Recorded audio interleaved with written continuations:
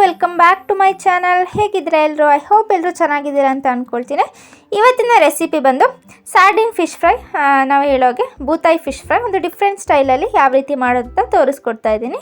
ಅದಕ್ಕೂ ಮುಂಚೆ ಚಾನಲ್ಗೆ ಸಬ್ಸ್ಕ್ರೈಬ್ ಮಾಡ್ಕೊಂಡಿಲ್ಲ ಅಂದರೆ ಬೇಗ ಸಬ್ಸ್ಕ್ರೈಬ್ ಮಾಡ್ಕೊಳ್ಳಿ. ಬನ್ನಿ ವಿಡಿಯೋ ನೋಡೋಣ. ನಾನು ರುಬ್ಬೋದಕ್ಕೆ ಒಂದು ಪೇಸ್ಟ್ ರೆಡಿ ಮಾಡ್ಕೋಬೇಕು. ಅದಕ್ಕೆ ಒಂದು 5 ರಿಂದ 6 ಬೆಳ್ಳುಳ್ಳಿ, ಶುಂಠಿ 1 ಟೀ ಸ್ಪೂನ್, ಹಾಗೆ ಸೋಂಪು ಒಂದು ಅರ್ಧ ಈರುಳ್ಳಿ, ಹಾಗೆ ಒಂದು 4 ಎಳೆಯಷ್ಟು ಕರಿಬೇವಿನ ಸೊಪ್ಪು, ಇಷ್ಟನ್ನ ಒಂದು ಮಿಕ್ಸಿ ಜಾರ್ಗೆ ಹಾಕ್ಕೊಳ್ಳಿ. ಸೊ ಅದಾದಮೇಲೆ ಇದಕ್ಕೆ ನಾನು ಕಾಳು ಮೆಣಸು ಹಾಕೋದು ಮಾಡ್ತಿದ್ದೆ. ಅದಕ್ಕೆ ಒಂದು 1/2 ಟೀ ಸ್ಪೂನಷ್ಟು ಕಾಳು ಮೆಣಸು, ಇದಕ್ಕೆ ಹಾಗೆ 1 ಟೀ ಸ್ಪೂನಷ್ಟು ವಿನೆಗರ್ ಅಥವಾ ಲೆಮನ್ ಜ್ಯೂಸ್ ಕೂಡ ನೀವು ಆ್ಯಡ್ ಮಾಡ್ಕೊಳ್ಳಿ. ಇದನ್ನು ಸ್ವಲ್ಪ ಕ್ರಷ್ ಮಾಡ್ಕೊಳ್ಳಿ. ಕ್ರಷ್ ಮಾಡಿ ಆದಮೇಲೆ ಇದಕ್ಕೆ ನಾವು ಮಸಾಲೆಗಳನ್ನ ಹಾಕೊಳ್ಳೋಣ. ನಾನಿಲ್ಲಿ 1.5 ಟೀ ಸ್ಪೂನಷ್ಟು ಚಿಲ್ಲಿ ಪೌಡರ್, ನೀವು ಬೇಕಾದ್ರೆ ಡ್ರೈ ಚಿಲ್ಲಿ ಹಾಕ್ಕೊಳ್ತೀನಿ ಅಂದರೂ ಹಾಕ್ಕೋಬೋದು. ಒಂದು 1.5 ಟೀ ಸ್ಪೂನಷ್ಟು ಚಿಲ್ಲಿ ಪೌಡರ್, ಹಾಗೆ ಒಂದು 1/2 ಟೀ ಸ್ಪೂನಷ್ಟು ಅರಿಶಿನ ಪುಡಿ, ಹಾಗೆ 1.5 ಟೀ ಸ್ಪೂನಷ್ಟು ಧನಿಯಾ ಪೌಡರ್ ಬೇಕಾದ್ರೂ ಹಾಕ್ಕೋಬೋದು. ಅದಕ್ಕೆ 1 ಟೀ ಸ್ಪೂನಷ್ಟು ಉಪ್ಪು ಹಾಕಿ ಇದಕ್ಕೆ ಒಂದು 2 ಟೀ ಸ್ಪೂನಷ್ಟು ನೀರನ್ನು ಹಾಕಿ ಇದನ್ನು ಚೆನ್ನಾಗಿ ಪೇಸ್ಟ್ ಮಾಡ್ಕೊಳ್ಳಿ. ಸೊ ನಾನಿಲ್ಲಿ ಪೇಸ್ಟ್ ಮಾಡ್ಕೊಂಬಂದಿದ್ದೀನಿ.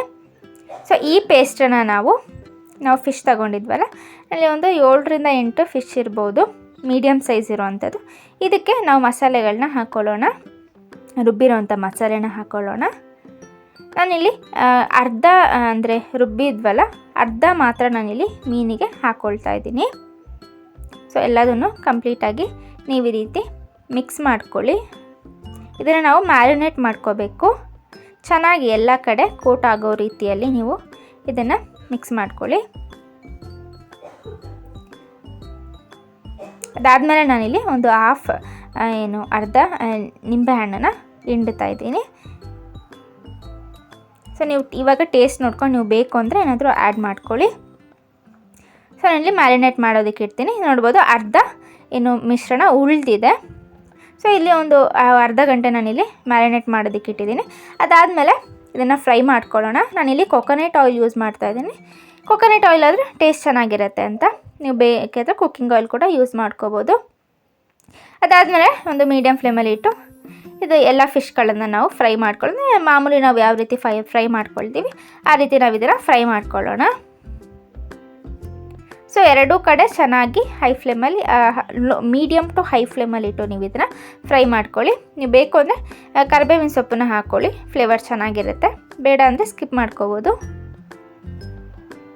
ಸೊ ಎರಡೂ ಕಡೆ ನೀವು ಇದನ್ನು ಚೆನ್ನಾಗಿ ಫ್ರೈ ಮಾಡ್ಕೋಬೋದು.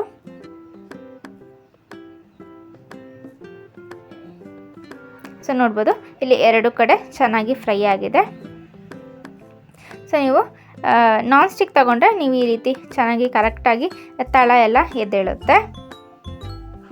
ಸೊ ನೆಕ್ಸ್ಟ್ ನಾನಿಲ್ಲಿ 2 ಸರಿ ಹಾಕಿ ಇದನ್ನು ಫ್ರೈ ಮಾಡ್ಕೊಂಡಿದ್ದೀನಿ. ಸೊ ನೆಕ್ಸ್ಟ್ ಬ್ಯಾಚ್ ಕೂಡ ನಾನಿಲ್ಲಿ ಫ್ರೈ ಮಾಡ್ಕೊಳ್ತಾ ಇದ್ದೀನಿ.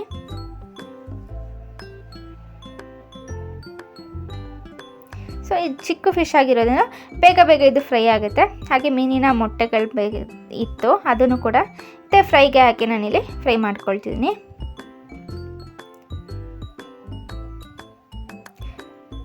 ಸೊ ನೋಡ್ಬೋದು ಇಲ್ಲಿ ಫ್ರೈ ಆಗಿದೆ. ಇದನ್ನು ನಾನು ಪ್ಲೇಟಿಗೆ ತೆಗೆದಿಟ್ಕೊಳ್ತೀನಿ. ನೆಕ್ಸ್ಟ್ ಮೇಯ್ನ್ ಸ್ಟೆಪ್ ಅಂತ ಹೇಳ್ಬೋದು ಈ ಫಿಶ್ ಫ್ರೈಯಲ್ಲಿ. ಇಲ್ಲಿ ಆಯಿಲ್ ಎಲ್ಲ ಉಳಿದಿದೆ. ಆಯಿಲ್ ಕಡಿಮೆ ಆಯಿತು ಅಂದರೆ ನೀವು 1 ಟೀ ಸ್ಪೂನಷ್ಟು ಆಯಿಲ್ನ ಆ್ಯಡ್ ಮಾಡ್ಕೋಬೋದು. ನನಗೆ ಇಲ್ಲಿ ಆಯಿಲ್ ಸಾಕು.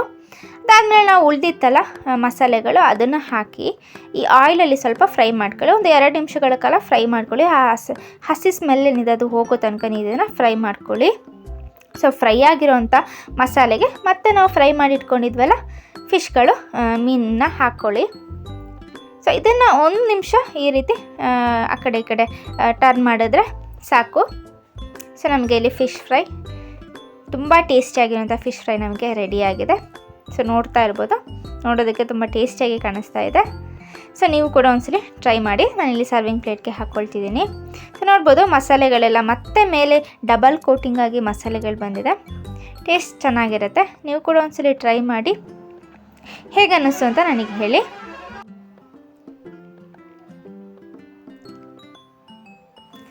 ಸೊ ನೋಡಿದ್ರಲ್ಲ ಇವತ್ತಿನ ಫಿಶ್ ಫ್ರೈ ರೆಸಿಪಿ. ಎಲ್ಲಿಗೂ ಇಷ್ಟ ಆಯಿತು ಅಂತ ಅಂದ್ಕೊಳ್ತೀನಿ. ಇಷ್ಟ ಆಗಿದ್ರೆ ಕಮೆಂಟ್ ಹಾಗೆ ಲೈಕ್ ಮಾಡೋದನ್ನು ಮರಿಬೇಡಿ. ಹಾಗೆ ಹೊಸ ವ್ಯೂವರ್ಸ್ ಯಾರಾದರೂ ಇದ್ದರೆ ಸಬ್ಸ್ಕ್ರೈಬ್ ಮಾಡೋದನ್ನು ಮರಿಬೇಡಿ. ಹೀಗೆ ಸಪೋರ್ಟ್ ಮಾಡ್ತಾಯಿರಿ. Thank you for watching.